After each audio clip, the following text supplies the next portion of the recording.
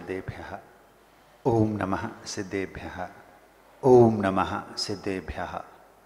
अहिंसा परमो धर्म की जय। आचार्य भगवान गुरुदेव श्री विद्यासागर जी महाराज की जय। आचार्य श्री समय सागर जी महाराज की जय। अनुज श्रमण श्री ओंकार सागर जी महाराज की जय। पूज्य मुनि श्रमण सागर जी महाराज की जय। नगर गौरव निर्लेप सागर जी महाराज की जय। मैं आप लोगों के हाथों की रेखाएं बदलना चाहता हूं। महाराज प्रवचन बाद में देना, कोई मंत्र हो तो जल्दी फूंक दो, कोई विशेष आशीर्वाद आपने इजाद किया हो तो वो जल्दी दे दो। बहुत परेशान हैं, हमारे हाथों की रेखाएं गड़बड़ हैं, आप बदल दो महाराज। दुनिया में ना कोई ऐसा शैतान है, ना कोई ऐसा हैवान है, ना कोई ऐसा इंसान है और ना ही कोई ऐसा भगवान है जो आपके हाथों की रेखाओं को बदल सके, बदलने की ताकत रखता हो, ऐसा कोई नहीं। तो फिर महाराज बदलती कैसे हैं? क्या नहीं बदलती? हाथों की रेखाएं जरूर बदलती हैं।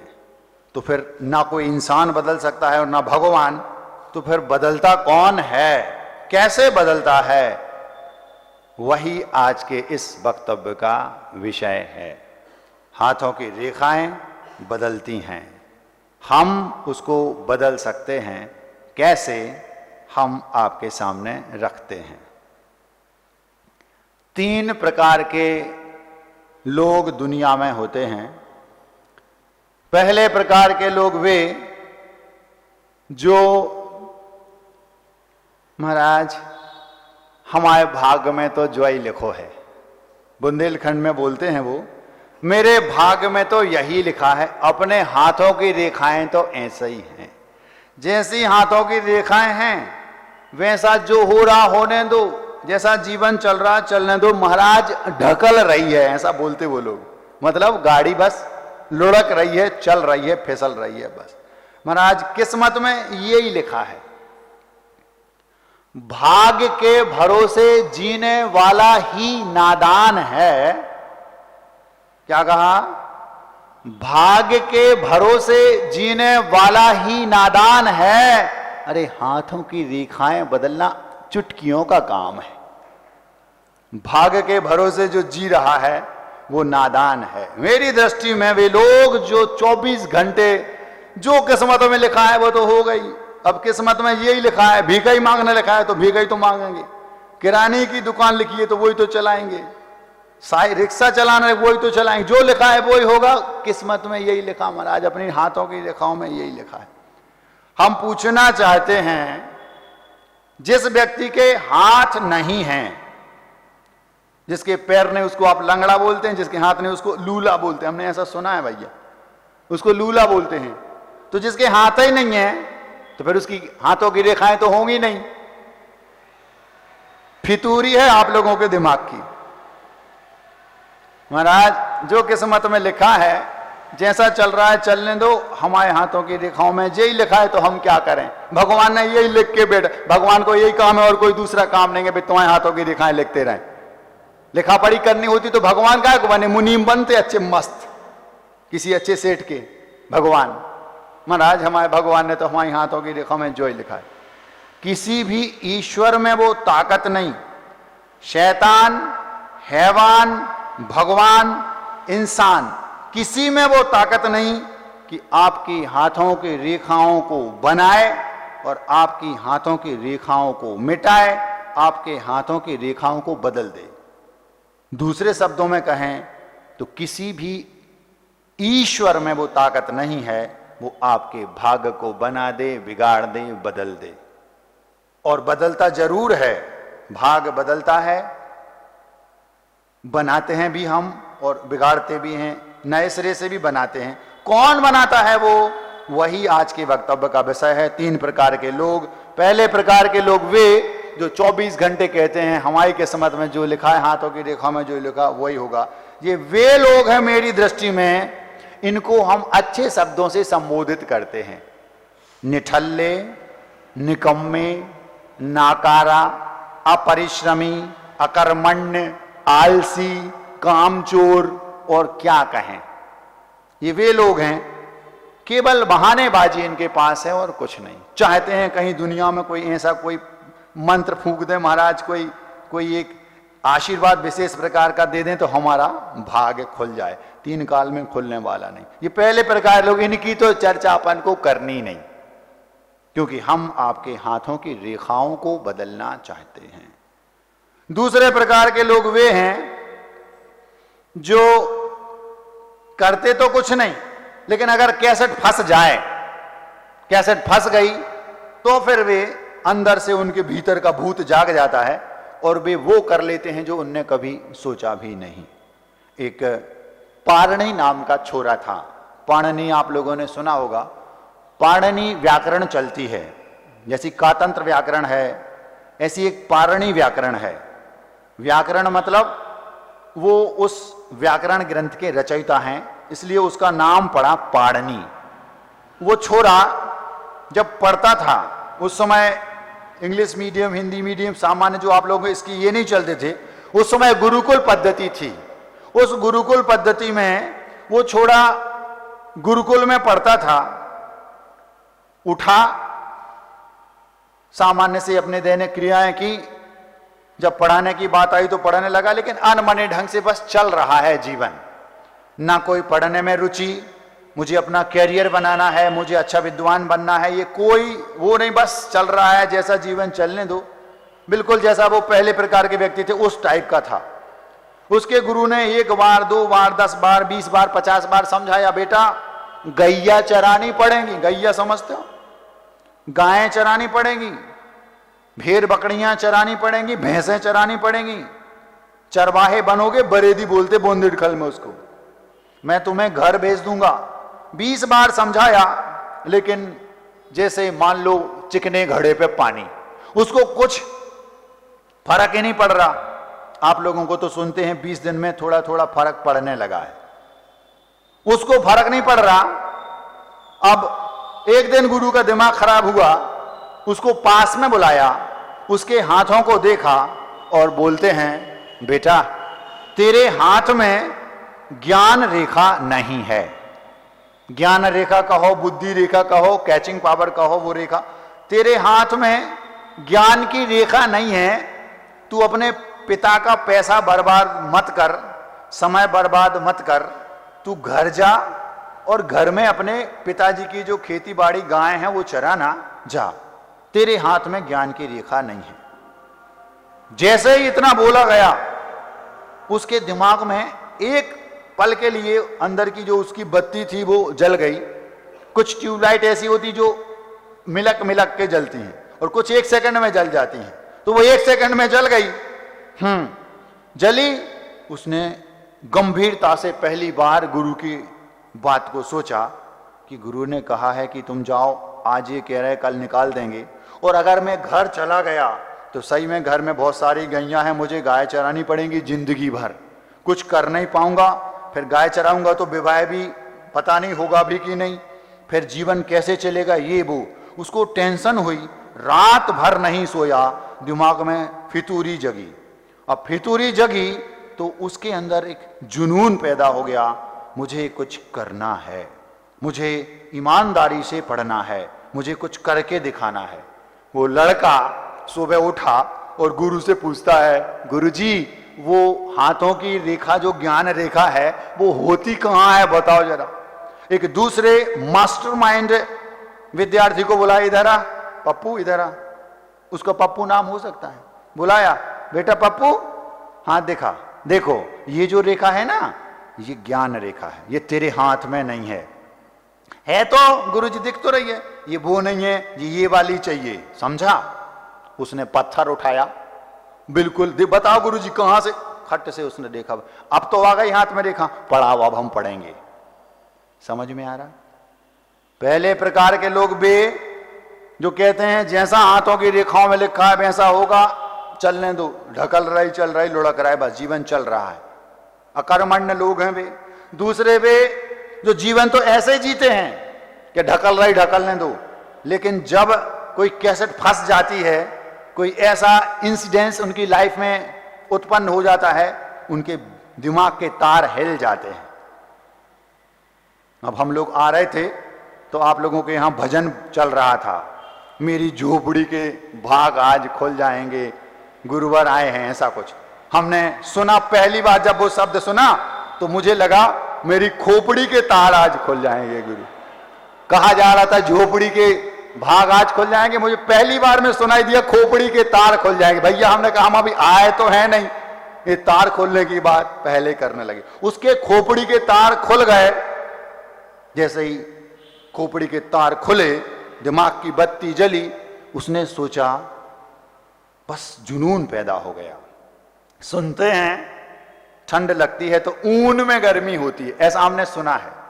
ठंड लगती है तो लोग ऊनी कपड़े पहन लेते हैं, ऊन में गर्मी होती है। और जो कमजोर व्यक्ति है उसको जून में गर्मी लगती है। और कोई क्रोधी होता है उसके खून में गर्मी होती है। उससे पूछा बेटा गर्मी कहां होती है, तो वो बोलता है ना तो गुरुजी ऊन में गर्मी है, ना तो गुरुजी खून में गर्मी है, और ना गुरुजी जून में गर्मी है, अब तो मेरे जुनून में गर्मी है। क्या कहा?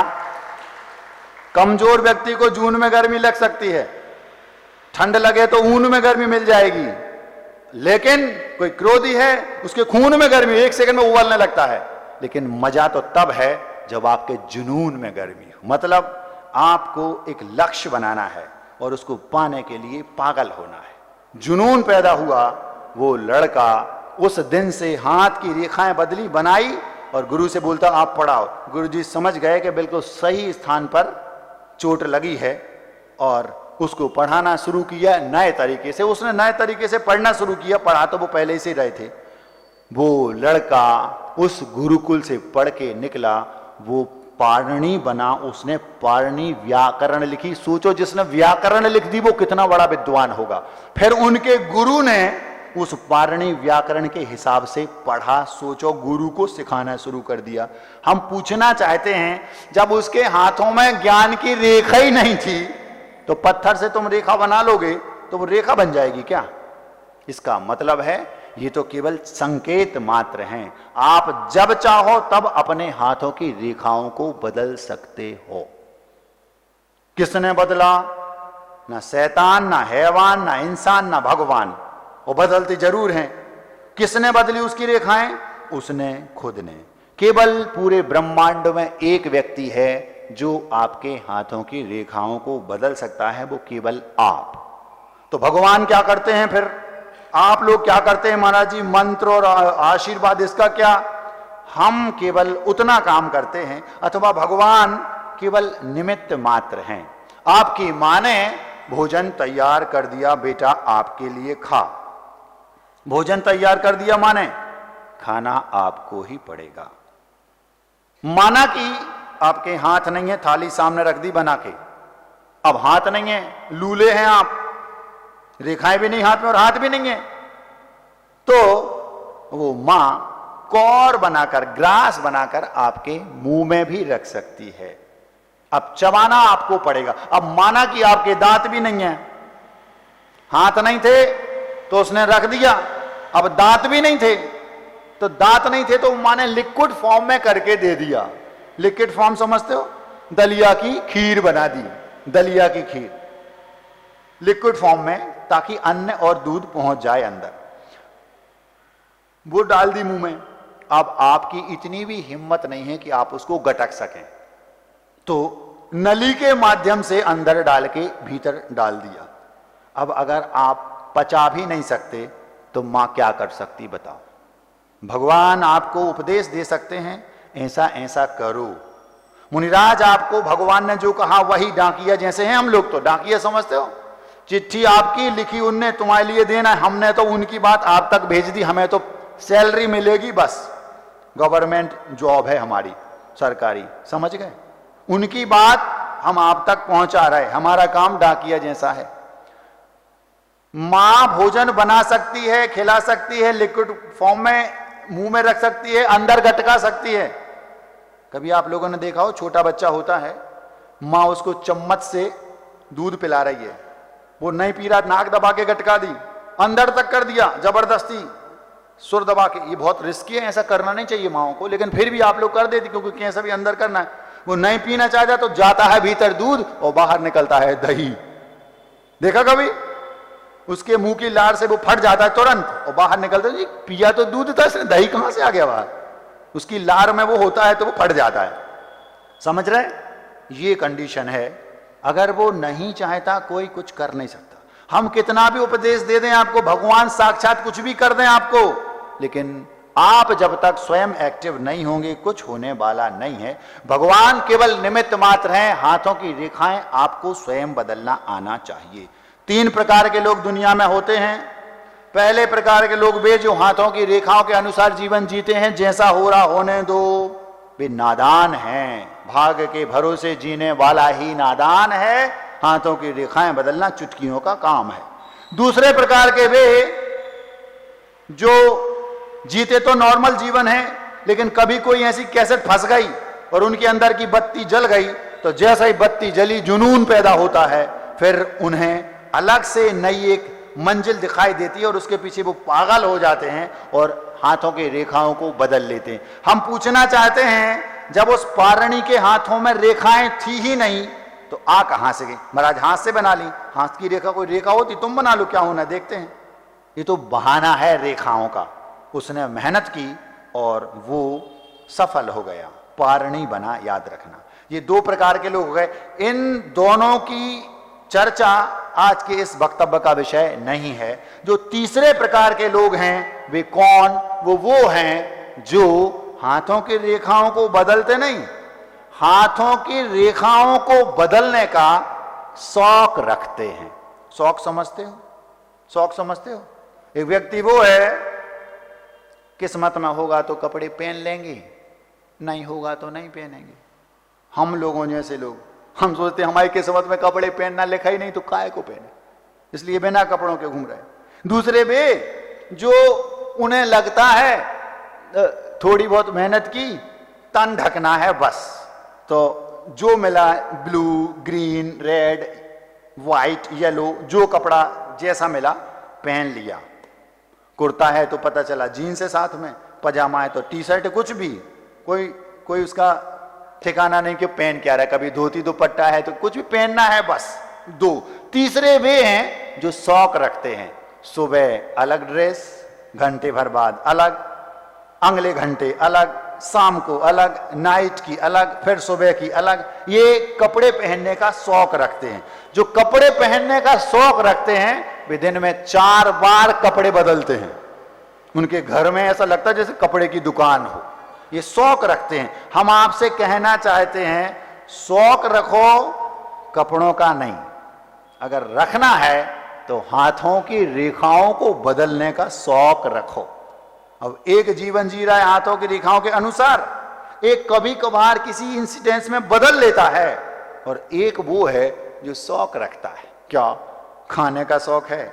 एक को पेट भरना है तो वो कुछ भी खा लेगा, खिचड़ी बनाए, दलिया बनाए, खा ले। एक शौक रखता है, कभी बाफले, कभी बापरे, ढोकले, कभी ये, कभी वो, कभी इडली, कभी डोसा, कभी दुनिया, हजारों प्रकार के आइटम रोज रोज नए नए इजाद करता है, बनाता है। क्यों? उसको खाने का शौक है।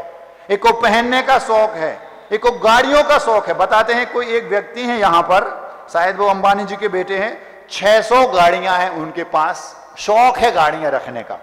एक पूरी बिल्डिंग उस गाड़ी के लिए बनाई गई है, बताते हैं।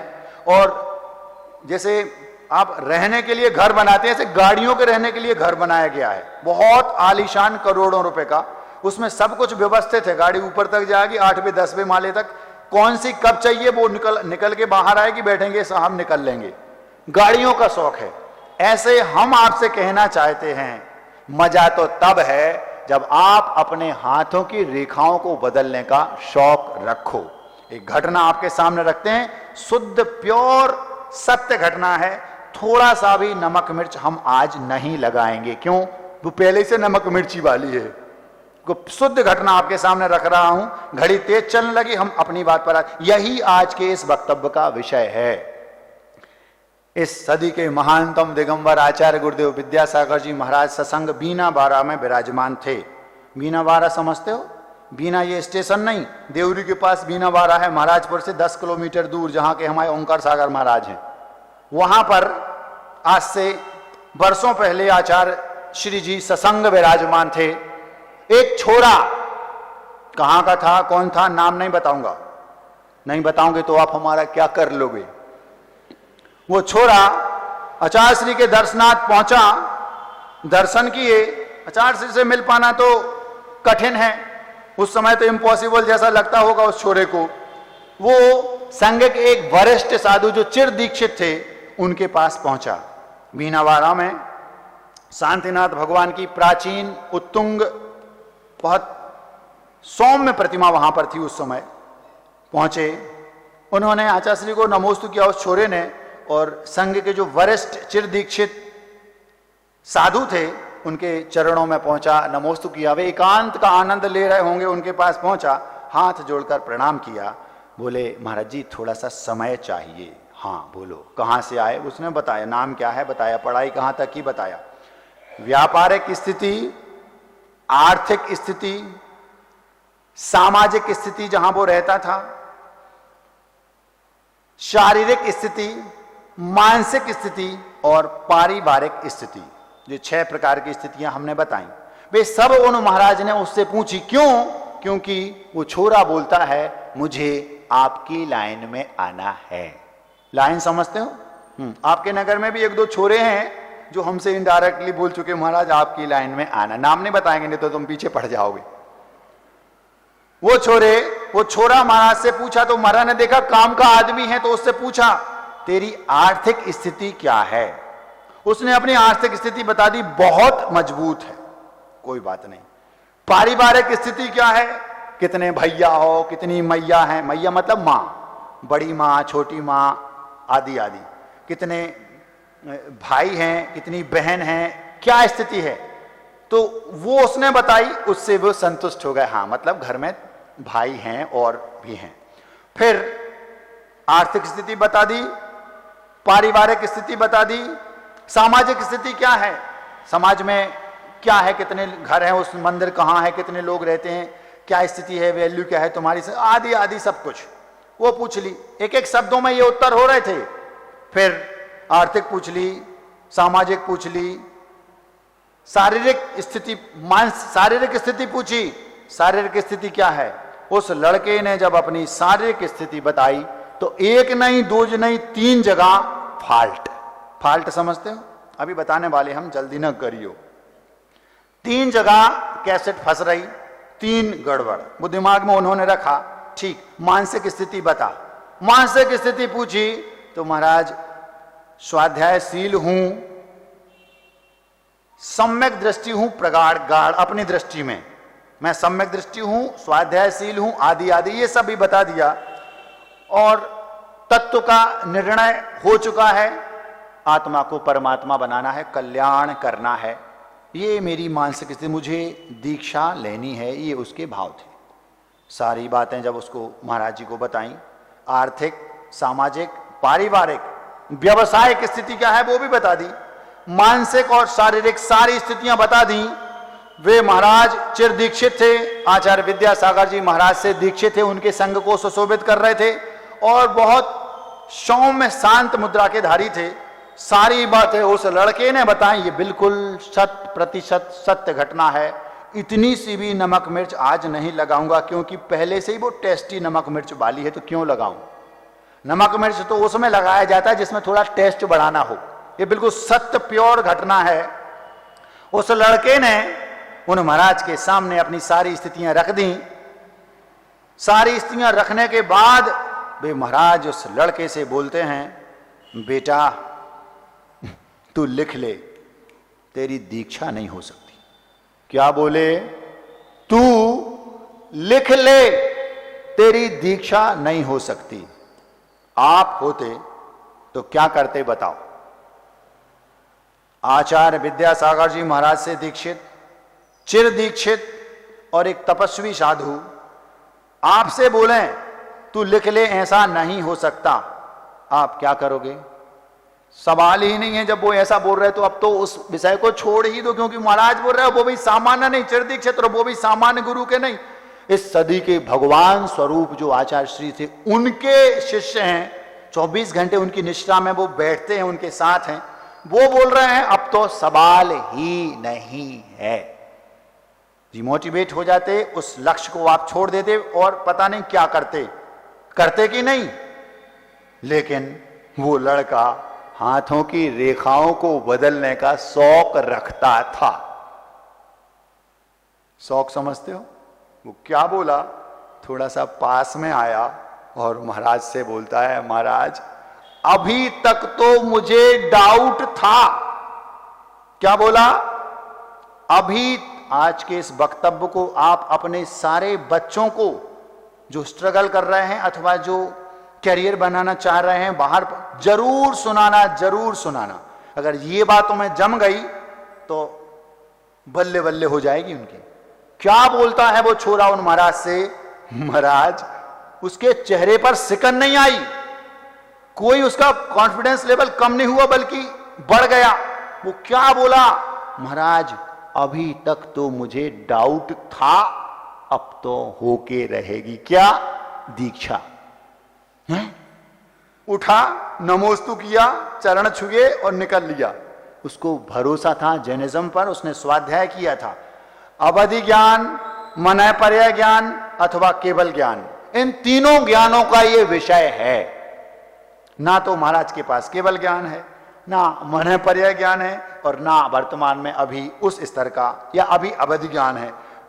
मति ज्ञान और श्रुत ज्ञान का ये विषय ही नहीं है।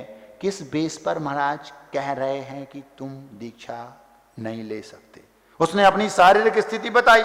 महाराज ने झूठ बोला नहीं, क्या बोला, सही क्या था, मैं अभी बताने वाला हूं, गौर से सुनना। उस छोरे ने महाराज से बोला, महाराज अभी तक तो मुझे डाउट था, अब तो मैं लेकर रहूंगा, होगी ही। और उठा, चल दिया, घर पहुंचा फुल कॉन्फिडेंट, कोई टेंशन नहीं। उसको यह पता था शारीरिक स्थिति के वेश पर महाराज ने मना किया है। उसकी आंखों में चश्मा था, एक कारण वो था, आंखों में चश्मा है। गुरुदेव विद्यासागर जी महाराज जिसकी आंखों में चश्मा होता है उसको दीक्षा देते नहीं। आचार्य श्री के पास गया, आचार्य श्री आशीर्वाद दे दो, चश्मा हटवाना है। सब बातें थोड़ी बहुत हुई, पूरी भी बता नहीं पाऊंगा क्योंकि टाइम कम है। बस उसने आशीर्वाद दे दो आप, तो उन्हें आशीर्वाद, आपको कुछ नहीं करना, आपको तो आशीर्वाद देना। गया और सीधा घर पहुंचा, घर से इंदौर पहुंचा। इंदौर में किसी एक अच्छे डॉक्टर के, नाम भी नहीं बताऊंगा नहीं तो आप वहां से पता लगोगे क्योंकि वो लड़का कौन था। गया और उसने डॉक्टर से वो लेजर ऑपरेशन होता ना, करवाया। दूसरे दिन आया, 15 दिन में एकदम चकाचक, एक झंझट तो शारीरिक खत्म। अब बचे दो, वो कौन से थे वो भी नहीं बताऊंगा नहीं तो आप पता लगा लोगे। घर फिर पहुंचा, एक झंझट से तो मुक्ति मिल गई, एक समस्या तो हल हो गई। ये छोटी सी थी, जो सबसे बड़ी थी वो घर में सो रहा है। अब उसके दिमाग में केवल एक चीज, जिन व्यक्तियों का, जिनके अंदर लक्ष्य को पाने की ललक होती है, उनके अंदर लक्ष्य को पाने के प्रति पागलपन होता है। बुद्धिमान लोग रात में जो सपने आते हैं उनको सपना नहीं मानते, जो दिन में बुद्धिपूर्वक देखते हैं उसको सपना मानते हैं। जो सोने ना दें वो सपने, और जो रोने ना दें वो अपने। क्या कहा? दिन भर अपनों को रुलाते रहते और कहते हम अपने अपने अपने। इसको गांठ बांध लो, जो रोने ना दें वो अपने, और जो सोने ना दें वो सपने। और तुम कहते महाराज सपने में सोते सोते सपना आया। सोने में जो सपना आया वो सपना है ही नहीं। सपना कौन है? सपना कौन है? वो कह रहे महाराज जी अजित की पत्नी, वो सपना नहीं। हम सपना की बात कर रहे हैं, सपना जो स्वप्न आता नींद में, उसकी बात कर रहे हैं। जो रात में नींद में आता वो सपना नहीं है। सपना तो वो है जो सोच समझकर खुली आंख से दिन में देखो जो सपना, खाते पीते हंसते रोते बस आंखों में वो दिखना, इसका नाम है सपना। उसने जो टारगेट बनाया, लक्ष्य बनाया, 24 घंटे उसको वो दिख रहा है। क्यों? हाथों की रेखाओं को बदलने का वो शौक रखता था। शौक क्या? हम जब चाहेंगे जो चाहेंगे वो कर लेंगे। क्यों? 24 घंटे वो एक लक्ष्य बनाया, पाया, दूसरा बनाया, पाया, तीसरा बनाया, पाया, चौथा बनाया। क्यों? हम शौक रखते हैं। सुबह अलग कपड़े, दोपहर में अलग, शाम को अलग, रात में अलग, दूसरे दिन के अलग। क्यों? हमें कपड़े पहनने का शौक है। सुबह कुछ खाएंगे, दोपहर में कुछ खाएंगे, अलग बदल बदल के नई नई डिश पर। क्यों? हमें भोजन, नए नए डिशेस का शौक है। उस लड़के को हाथों की रेखाओं को बदलने का शौक था। उठा, मित्र को खबर की दिल्ली चलना है। घर में किसी को नहीं बताया, दिल्ली बोल देंगे तो हड़कंप मच जाएगा। उस लड़के ने जयपुर के एक हॉस्पिटल में, जो बहुत बड़ा हॉस्पिटल है, वहां जाकर उस समस्या के लिए डॉक्टर से बात की। रिजल्ट 0। इंदौर पता किया, रिजल्ट 0। नागपुर पता किया, रिजल्ट 0। बाहर पता किया, कोई उम्मीद नहीं है। मन में भाव आया, हार नहीं मानेगा वो, हार मानने वालों में से नहीं था। हमें तो हाथों की रेखाओं को बदलना है, शौक रखता था। उस लड़के ने अपने मित्र को खबर की। लोकल का मित्र नहीं तो पता चल जाएगा, किसी को नहीं बताया। घर में बोला तीर्थ यात्रा पर जा रहा हूं कुछ दिन के लिए, और मित्र के साथ दिल्ली पहुंचा। ट्रेन में बैठा है, किसी को कुछ पता नहीं। दिल्ली में नई दिल्ली स्टेशन आ गया, ये नहीं पता कि उतरना कहां है, किस ओर जाना है। प्लेटफॉर्म में उस ओर उतरना है कि इस ओर। सीधे उतरे। ऑटो में ऑटो वाले से बोलता है जैन मंदिर ले चलो। वो लड़का अपने एक मित्र के साथ जैन मंदिर का बोल के दिल्ली में शक्ति नगर, उसने मुझे ऐसा बताया भैया, जिस लड़के की मैं बात कर रहा हूं, हो सकता है नगर कोई दूसरा हो, लेकिन शक्ति नगर मुझे बताया था। अभी हम बूढ़े नहीं हुए, हो तो गए हैं लेकिन उतने नहीं हुए जितने में याद नहीं रहता, याद तो रहता है। शक्ति नगर बताया। वो लड़का शक्ति नगर पहुंचा अपने मित्र के साथ। शुद्ध भोजन करता था। उसने सोचा मंदिर जाएंगे तो कोई न कोई रास्ता निकल आएगा, कोई तो अपना मिलता है। जैनों को एक बहुत अच्छी फैसिलिटी है, जहां कहीं जाओ कोई ना मिले, बस जैन मंदिर पहुंच जाओ, मंदिर में कोई ना कोई तो अपना मिल ही जाएगा। नहीं तो भगवान अपने हैं, वहां भगवान को नमोस्तु करोगे, 4 लोग पूछेंगे भैया कहां से आए हो, चलो भोजन कर लो। ये बहुत अच्छी फैसिलिटी है। पहुंचा, वहां देखा तो एक मुनिराज के प्रवचन चल रहे थे। उसने देखा महाराज तो भैया जी दूसरे हैं, आचार्य विद्यासागर जी महाराज की वो थोड़ा वहां दिल्ली का थोड़ा अलग टाइप का चलता है, लेकिन कोई बात नहीं, उसको तो मतलब किससे था, शुद्धि का शुद्ध भोजन मिलेगा। प्रवचन के बाद आहार दिए, भोजन किया, और भोजन के बाद धीरे से वहां से खसकना था क्योंकि गड़बड़ हो जाएगा। वहां से खसका, मंदिर में वापस आहार देके भोजन करके मंदिर आया, और मंदिर में जो मंदिर का वागवान होता है, वागवा मतलब माली, उससे बोला भैया यहां पर कोई जैन डॉक्टर का हॉस्पिटल है क्या, या कोई जैन डॉक्टर का क्लिनिक है? तो मंदिर के शक्तिनगर मंदिर के जस्ट बाजू में एक कोई डॉक्टर थे, जैन डॉक्टर थे वो। उसने बताया बाजू में ही तो है डॉक्टर साहब। वो बाजू में गया, उनको अपनी समस्या बताई। डॉक्टर साहब आप सलाह दें, मुझे किससे मिलना चाहिए, यहां दिल्ली में मेरा कोई नहीं है, बस आप ही थे तो बहुत सारे, किसी को बताएंगे तो घर खबर पहुंच जाएगी, घर में बताना नहीं तो हड़कंप मच जाएगा। किसी को कुछ बताया नहीं, और उन डॉक्टर से बोला डॉक्टर साहब ऐसी ऐसी बात है, मैं अकेला हूं, मतलब अनाथ जैसा हूं, हम 2 ही हैं बस, कोई है ही नहीं। ऐसा उनको बताना पड़ा, नहीं तो वो बात फैल ना जाए। उस शक्तिनगर मंदिर में 200-300 मीटर दूर एक नारायण नर्सिंग होम है, कोई दिल्ली से रिलेटेड हो तो वो पता कर सकता है। उस लड़के ने जैसा मुझे बताया मैं आपको बता रहा हूं। नारायण नर्सिंग होम में एक डॉक्टर साहब हैं, मैं उनसे बात करके तुझे बोल दे रहा हूं, तू उनसे चला जा, तेरा काम वो कर देंगे। वो लड़का तुरंत वहां से निकला, उनको थैंक यू बोला, और नारायण नर्सिंग होम में पहुंचा अपने मित्र के साथ। नारायण नर्सिंग होम में वो डॉक्टर जिनसे बात की थी वो इंतजार ही कर रहे थे, समझ लो, क्योंकि उनसे बात हो गई थी। उन्होंने एक गहन अंदर कक्ष में ले गए, उससे तरीके से बात की, उसकी सारी समस्या सुनी, और क्या बोले, पूरे दिल्ली में, पूरे भारत में केवल एक डॉक्टर है जो आपका काम कर सकते हैं, उनका नाम मैं आपको नहीं बताऊंगा। उसने मुझे बताया था, मेरे मुंह पर रखा, लेकिन मैं आपको नहीं बताऊंगा, मेरी मर्जी, दुकान मेरी है, मैं जो चाहूं बेचूं, ना चाहूं ना बेचूं। उसका नाम मैं आपको नहीं बताऊंगा। फोर्टिस हॉस्पिटल है शालीमार बाग में, दिल्ली में। नेमिनाथ भगवान का विशाल बिंब है, जिन बिंब प्रतिमा, बहुत सौम्य प्रतिमा है वहां मंदिर में। पास में शालीमार बाग में एक फोर्टिस हॉस्पिटल है। उस हॉस्पिटल में वो डॉक्टर थे, वो फोन लगा के बोलते, डॉक्टर साहब मैं एक छोरे को भेज रहा हूं, इससे आप बात कर लो। उन्होंने कहा, वो प्राय विदेश आते जाते रहते हैं, भारत में मिल जाए तो बड़ी बात। फोन लगाया, बोले मैं अभी हॉस्पिटल हूं, 15 मिनट के अंदर अगर वो मेरे पास आ सकता है तो आ जाए, नहीं आ सकता तो फिर हम 8 दिन बाद मिलेंगे, या आज तो फिर हम नहीं मिल पाएंगे, ऐसा जो भी बोला हो। अब वो लड़का फर्र से वहां पहुंच गया फोर्टिस हॉस्पिटल। वहां डॉक्टर साहब से मिला। उन्होंने घंटे 2 घंटे अच्छे तरीके से, क्योंकि देखा केस क्रिटिकल है, बहुत अच्छे से चर्चा की। और उनसे बोलते हैं कि भाई वैसे तो मैं कल जाने वाला था, लेकिन यदि आप चाहें तो 15 दिन बाद 10 दिन बाद आ जाएं, मैं इसका ऑपरेशन कर दूंगा, या फिर मैं कल सुबह कर सकता हूं। वो लड़का डिसीजन यूं लेता था चुटकियों में, और इतना विश्वास था। पहली बात तो शौक रखता था हाथों की रेखाओं को बदलने का। अगर उसकी हाथों की रेखाओं में लिखा होता तो बदलने की जरूरत नहीं, लेकिन वो कैसी थी, वो पारायण जैसी होंगी। उस लड़के ने कहा, डॉक्टर साहब यस, जेब में पैसा नहीं है, इतने बड़े डॉक्टर, इतना बड़ा रिस्की ऑपरेशन। डॉक्टर ने अच्छे तरीके से उसको देखा और लास्ट में एक सेंटेंस बोला। वो सेंटेंस बहुत पावरफुल है।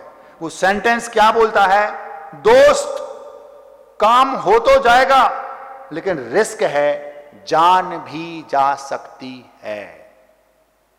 क्या बोला वो डॉक्टर, दोस्त काम हो तो जाएगा, लेकिन रिस्क है, जान भी जा सकती है। वो छोरा और उसका मित्र दोनों हैं, तीसरे को कोई भनक नहीं। डॉक्टर साहब डोंट वरी, आप तो सुबह ऑपरेशन कर दो, कुछ नहीं होगा। क्या बोल रहे हैं, किसको बताना, किसी को कुछ नहीं बताना, आप तो ये बताओ साइन कहां करना है। मान लो निपट गए तो आप वरी रहो, साइन करवा लिए।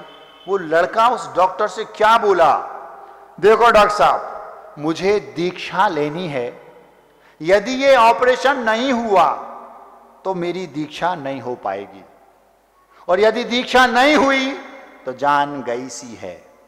क्या कहा, दीक्षा मेरी जान है, अगर ऑपरेशन नहीं करवाया तो दीक्षा नहीं होगी, दीक्षा नहीं हुई तो जान गई सी है, इसलिए आप तो कर दो। सफल हो गया तो दीक्षा हो जाएगी, जान आ जाएगी, और नहीं हुआ तो वैसे निर्जीव से जी रहे, क्या मतलब, बिना दीक्षा के जान गई सी है। वो डॉक्टर इतना प्रभावित हुआ, पूछो मत। शाम को उसने कुछ और पद्धतियां बताई, और सुबह वो बोलता है जब पहुंचा, बोले आप तो कर दो, टेंशन नहीं लो। सुबह 6 बजे के लिए उसको तैयार करना पड़ा। सुबह 6 बजे मैं आऊंगा और सुबह 6 बजे यहां पर ये होगा। एडमिट कर लिया गया। अब पैसा तो है नहीं एडमिट करने के लिए, पैसे जमा करना। वो लड़का अनाज का व्यापारी था, चने का काम करता था। अगर इसमें कोई चने का व्यापारी बैठा हो तो दिल्ली में लॉरेंस रोड में खड़ी मोटर चना बिकता है, यहां से चना भर दो, लॉरेंस रोड पर अपने दलाल के यहां भेज दो, जैसे ही गाड़ी वहां पहुंची वहां तुरंत हवाला हो जाता है। तो हवाला रोज आना जाना, ये हवाला समझते हो, हवाला मतलब 2 नंबर का पैसा यहां से वहां ट्रांसफर होना। उस लड़के ने अपने एक मित्र को खबर की, मुझे 15 मिनट के अंदर दिल्ली में इतने पैसे चाहिए, घर में किसी को बताना नहीं, मैं आके दूंगा। अब जो लड़का लाखों का टर्नओवर हवाला हर रोज आए दिन करवाता रहता हो, उसको वो क्यों नहीं देगा। और पैसे की तो कोई बात थी नहीं, पैसे की तो गले तक भरा था। तो बस उस मित्र ने हवाला करके उसको भेजा, और वहां उसने वो पैसा जमा कर दिया। उसके साथी था, वो कह रहा है ये हो क्या रहा है भाई, उसका साथी था साथ में, उस छोरे का, उसका दिमाग खराब, ये हो क्या रहा है। और वो कह रहा है भैया ये तो छोटी मोटी बातें हैं, चुटकियों का काम है रेखाएं बदलना। उसको शौक था रेखाएं बदलने का। उस लड़के ने पैसा जमा किया, रात में 9 बजे एडमिट है, नर्स को बुलाया और नर्स से हाथ जोड़कर बोलता है, बहन भगवान के दर्शन करने मंदिर जाना, मेरी नौकरी चली जाएगी, आप एडमिट हैं, क्या कर रहे हैं। जैसे ही वो नर्स बाहर गई, उसको समझाया, वो नहीं मानी। उसने रजाई तकिए रखे, तकिए पर रजाई बिछाई, उड़ाई चद्दर, कोई सो रहा यूं, और धीरे से निकला और मेट्रो ट्रेन से पास में नजदीक मंदिर था, भगवान के दर्शन किए। मान लो भैया निपट गए तो अंतिम दर्शन तो कर ले, सुबह ऑपरेशन होना है। दर्शन किए और दर्शन करके वापस आया, फिर उसी पलंग पर लेट गया। सुबह 6 बजे डॉक्टर साहब आए, ऑपरेशन थिएटर में पहुंचा। डॉक्टर साहब उसके कॉन्फिडेंस लेवल को देखकर प्रभावित हैं। वो डॉक्टर साहब से बोलता है, डॉक्टर साहब आप चिंता ना करें, कुछ भी नहीं होगा। तो वो डॉक्टर उस लड़के से बोलते हैं, मैंने अपनी लाइफ में हजारों ऑपरेशन किए, हर बार मुझे बोलना पड़ता है डॉक्टर से कि डॉक्टर साहब, डॉक्टर मरीज से बोलता है, हर बार मैं बोलता हूं मरीज से कि तू चिंता नहीं कर, कुछ नहीं होगा। पहली बार ऐसा मरीज मिला है, वो डॉक्टर से बोला, डॉक्टर साहब चिंता नहीं करो, कुछ नहीं होगा। और उस डॉक्टर ने, वो एनेस्थीसिया होता ना, उसको लगाने के पहले, जब तक वो होश में था, उस लड़के को जब ये बात हुई और एनेस्थीसिया लगाया, उस समय उस छोरे के पैर छुए। सोचो, उस छोरे के पैर छुए और ऑपरेशन किया। वो जो साथी था वो बाहर बैठा है। 2-3 घंटे बाद ऑपरेशन पूरा हो गया। जब उसको होश आया तो डॉक्टर आके बोलता है, 100% सक्सेसफुल। वो लड़का वहां से कुछ समय में ठीक ठाक होके वापस आया। जब घर में पूर्ण स्वस्थ हो गया, किसी को कुछ नहीं बताया, चुपचाप चोरी से औषधियां वगैरह जो था करता रहा। जब पूर्ण स्वस्थ हो गया, परिजनों को बुलाया, बैठाया और पूरी कहानी सुना दी। हैं, ये सब हो गया, क्यों नहीं बताया? उसने कहा था जान भी जा सकती है, तुम्हें बता देते तो तुम हाँ बोलते ऑपरेशन के लिए, नहीं बोलते। और वो जो छोरा, वो जो साथ में था, वो कहता भैया जान चली गई तो मैं क्या करूंगा। तो उसने वहां पर बोला उसको, दिल्ली में जब वो था, देख वैसे तो कुछ होने वाला है नहीं, हो गई नहीं, क्यों, हमारा उद्देश्य पवित्र है, मुझे पता है, मुझे विश्वास है कर्म सिद्धांत पर। और मान लो 1% तीव्र असाता के उदय से कुछ हो भी गया तो मैं तो यहां से चला गया, अब बची है लाश, तो तू चिंता नहीं करना, कह देना मैं इनको जानता नहीं, कोई ना कोई तो आग लगा ही देगा। समझ में आ रही? लगा देगा, नहीं लगा है तो चील कौए ले जाएंगे, टेंशन नहीं लेना, मैं तो चला जाऊंगा। आप लोग, हमारे कक्का, हमारे पिताजी, अरे भी तो चलेगा, लाश पड़ी है, मिट्टी है, वो तो उसी पर रोते रहते हैं। उसको कर्म सिद्धांत पर भरोसा था, वो जानता था ब्रह्मांड की सच्चाई क्या है। उस लड़के ने कह दिया चिंता नहीं करना, छोड़ के भाग जाना, मैं जानता नहीं कौन है, निकल लेना। अब वो यूं यूं हो रहा, पता नहीं होगा क्या, घबराना नहीं। सब कुछ ठीक हुआ, घर आ गया, घर में सबको बता दिया। वो जो हवाला के पैसे लिए थे वो दे दिए, क्योंकि अब तो घर आ गया।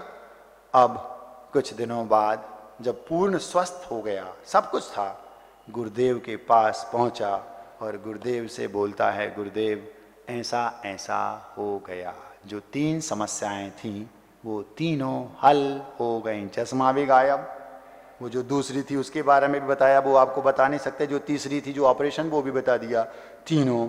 और एक लाइन बोली, गुरुजी डॉक्टर ने बोला था जान भी जा सकती है, तो मैंने तो कह दिया तू तो कर दे, अगर जान बच गई तो दीक्षा हो जाएगी, और जान चली ना जाए, इस भाई से ऑपरेशन नहीं करवाया तो दीक्षा नहीं होगी, और बिना दीक्षा के जान गई सी है।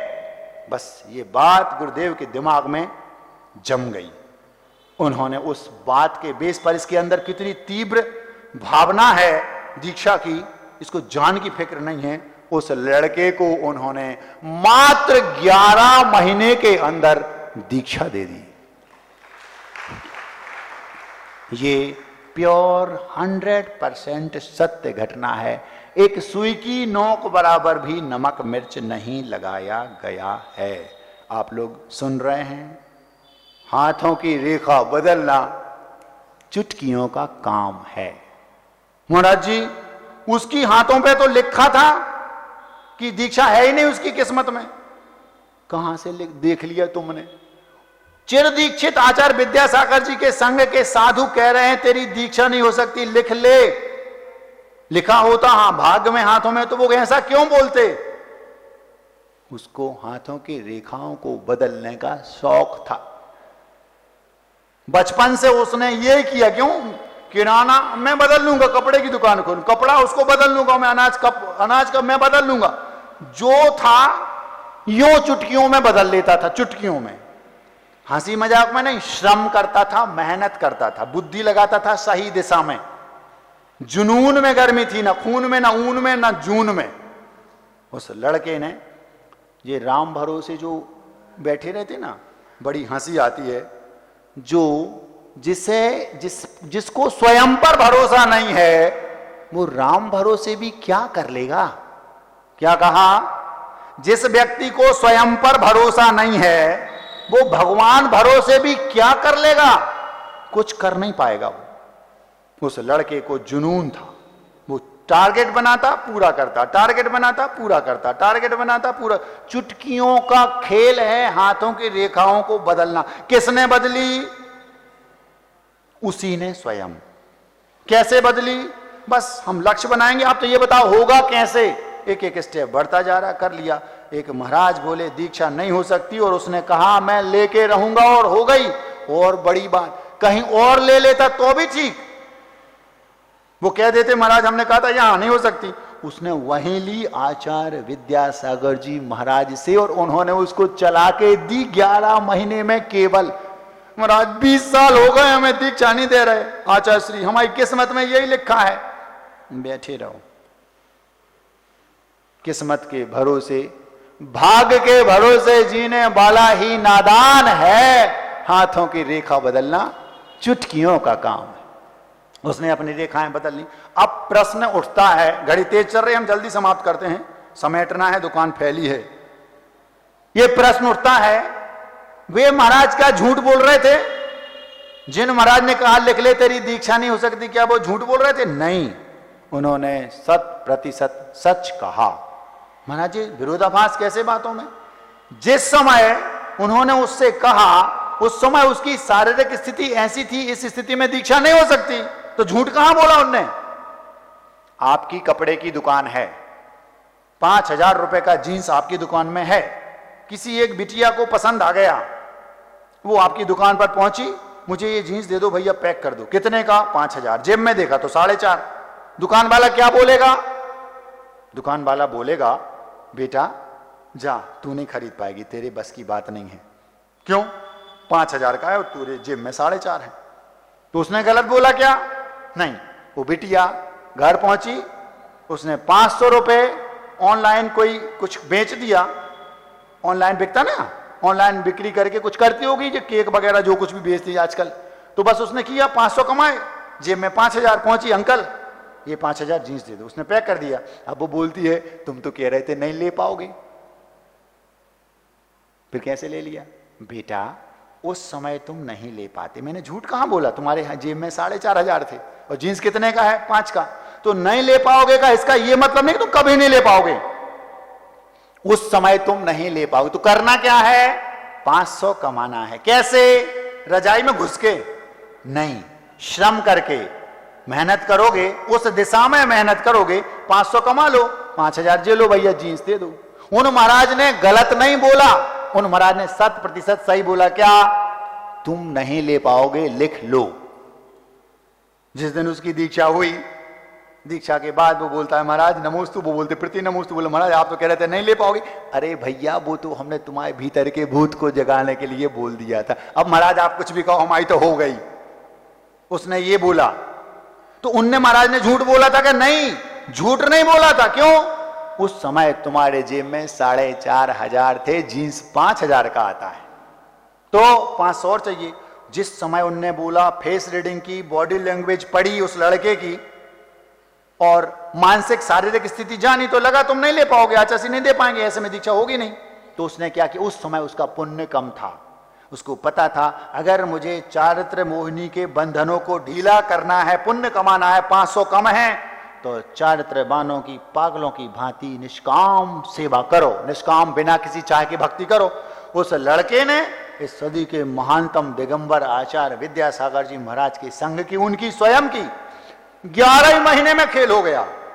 11 महीने सेवा की, 500 कम थे, कमा लिए, 5000 लोजीन से ले लिया, दीक्षा हो गई। आज वो इस आचार्य श्री विद्यासागर जी महाराज के संग में मुनिराज के रूप में भारत में ही सुशोभित हैं। ये नहीं पूछना कौन से गांव में, नहीं तो तुम पहुंच जाओगे उनके पास। समझ में आ रही बात? 3 प्रकार के लोग होते हैं। पहले वे जो भाग्य के आधार पर जीते हैं, पगला हैं हमारी दृष्टि में। दूसरे वे जो कैसेट फंसने पर कभी कभार कुछ श्रम करके अपना काम बना लेते हैं। लेकिन तीसरे वे जो कहते हैं हाथों की रेखा बदलना चुटकियों का काम है, हम जब चाहेंगे तब क्यों? वे हाथों की रेखाओं को बदलने का शौक रखते हैं। किसने बदली? ना शैतान ने, ना हैवान ने, ना इंसान ने और ना भगवान ने। उसने ही पूरे ब्रह्मांड में आपके हाथों की रेखाओं को कोई बदल सकता है तो वो केवल आप। बैठे बैठे नहीं, श्रम करोगे अपने आप जो चाहो वो कर सकते हो। हम पूछना चाहते हैं मोदी जी अगर पुण्यशाली होते जन्म से तो किसी प्रधानमंत्री के यहां, राष्ट्रपति के यहां जन्म लेते, राजा महाराजा के लेते? एक चाय वाले ने इतनी मेहनत की, श्रम किया, अपने हाथों में क्या लिखा था? चाय बेचना है, और आज वे जो चाहें जब चाहें वो बेच रहे। समझ में आ रहा? इसका मतलब क्या? श्रम करोगे आप अपने हाथों की रेखाओं को बदल सकते हो। सारा खेल पुण्य का है। पुण्य कहां से आता है ये पहले बता दिया। बस श्रम करो, पुण्य इकट्ठा होगा, उससे काम बनेगा। तो महाराज जी, भाग और पुरुषार्थ ये दोनों चीजें हैं, इसका मेल क्या है? इस बात के लिए हम फिर कभी आपसे केवल इसी टॉपिक पर बात करेंगे। भाग्य और पुरुषार्थ वो आता कहां से है, क्या है, काम भाग्य से बनता है कि पुरुषार्थ से, कैसे सेटिंग बनेगी, इस सब के लिए आपको एक आध और दिन आना पड़ेगा। आज तो विषय क्या था? हाथों की रेखा बदलना चुटकियों का काम है। 3 प्रकार के लोग, सबसे जबरदस्त वो तीसरे प्रकार के जो हाथों की रेखाओं को बदलने का शौक रखते हैं। आज के लिए इतना पर्याप्त है। उस लड़के की दीक्षा हो गई, कहा गया था तुम्हारी दीक्षा नहीं हो सकती, और बहुत सारी रेखाएं उसने बदली क्योंकि वो शौक रखता था। कितनी और बदली, 2-4 तो हमने बता दी, वो कभी बाद में बताएंगे क्योंकि समय 5 मिनट ज्यादा हो गया। शीर्षक है हाथों की रेखा बदलना चुटकियों का काम है। मिठाई का शीर्षक ही वही है, हाथों की रेखा बदलना चुटकियों का काम है। बुझे बुझे से रहते कहते भाग्य ही खराब है। कोई व्यक्ति है, महाराज हमारी तो किस्मत ही खराब है, जब देखो जब फ्यूज बल्ब से लटके से। बुझे बुझे से रहते कहते भाग्य ही खराब है। बुझा भाग्य जो जला ले समझो उसमें आग है। जो व्यक्ति अपने बुझे भाग्य को जला ले, आग तो उसमें है। बुझे बुझे से रहते कहते भाग्य ही खराब है। बुझा भाग्य जो जला ले समझो उसमें आग है। भाग्य के भरोसे जीने वाला ही नादान है। हाथों की रेखा बदलना चुटकियों का काम। भाग्य कोई वस्तु नहीं, पुरुषार्थ का पुत्र है, सन ऑफ हार्ड वर्क। भाग्य क्या है? पुरुषार्थ माना श्रम, मेहनत का, उसका पुत्र है भाग्य। आपने पूर्व मेहनत की, आज का आपका भाग है, आज करोगे वो कल का भाग्य बनेगा, और आज भी वो काम आ सकता है, इसको कभी फिर बताएंगे। भाग्य कोई वस्तु नहीं, पुरुषार्थ का पुत्र है। जैसी करनी वैसा भाग्य बनेगा, ये सूत्र है। जैसी करनी वैसी भरनी, जो जस करे सो तस फल चाखा। भाग्य कोई वस्तु नहीं, पुरुषार्थ का पुत्र है। जैसी करनी वैसा भाग्य बनेगा, ये सूत्र है। पूर्व के पुरुषार्थ का ही आज भाग्य नाम है। पूर्व के पुरुषार्थ का ही आज भाग्य नाम है। हाथों की रेखा बदलना चुटकियों का काम है। सही दिशा में श्रम करोगे पुण्य बल बलाएगा। बलबलाएगा मतलब उफान मारेगा, जैसे दूध उफनता ना, ऐसे। सही दिशा में श्रम करोगे पुण्य बलबलाएगा, पुराना पाप भी अचानक पुण्य में ढल जाएगा। क्या कहा? आप अपने पाप को पुण्य में बदलने की ताकत रखते हो। सही दिशा में श्रम करोगे पुण्य बलबलाएगा, पुराना पाप भी अचानक पुण्य में ढल जाएगा। अरे बिगड़े भाग को बनाने वाले को प्रणाम है। आप हमें प्रणाम करते हो, हम उसको प्रणाम कर रहे हैं जो अपने बिगड़े भाग को बनाने का हिम्मत रखता है। सही दिशा में श्रम करोगे पुण्य बलबलाएगा, पुराना पाप भी अचानक पुण्य में ढल जाएगा। बिगड़े भाग को बनाने वाले को प्रणाम है। हाथों की रेखा बदलना चुटकियों का काम है। भाग में लिखे को कड़े श्रम से बदल दीजिए, भाग में लिखे को कड़े श्रम से बदल दीजिए। नए सिरे से अपना भाग लिखना शुरू कीजिए। भाग में लिखे को कड़े श्रम से बदल दीजिए, नए सिरे से अपना भाग लिखना शुरू कीजिए। आखिर भाग के रचयिता हम ही तो इंसान हैं, आखिर भाग के रचयिता हम ही तो इंसान हैं। हाथों की रेखा बदलना चुटकियों का काम। अंगुलियों पे अपने भाग को नचाना सीख लो। आप भाग की अंगुलियों पर नाचते हो और हम लोग अपने भाग को अपनी अंगुलियों पर नचाते हैं। जब चाहेंगे जहां चाहेंगे बदल लेंगे। क्यों? शौक रखते हैं अपने हाथों की रेखाओं को बदलने का। सुबह लाल टी शर्ट, शाम को पीली, शाम को रात में ब्लू। क्यों? शौक है कपड़े बदलने का। अंगुलियों पे भाग को नचाना आप सीख लो। लकीरें बदलने का शौक रखो, जहां जीत लो। जहां मतलब जग जहान को, संसार को। अंगुलियों पे भाग को नचाना आप सीख लो। लकीरें बदलने का शौक रखो, जहां जीत लो।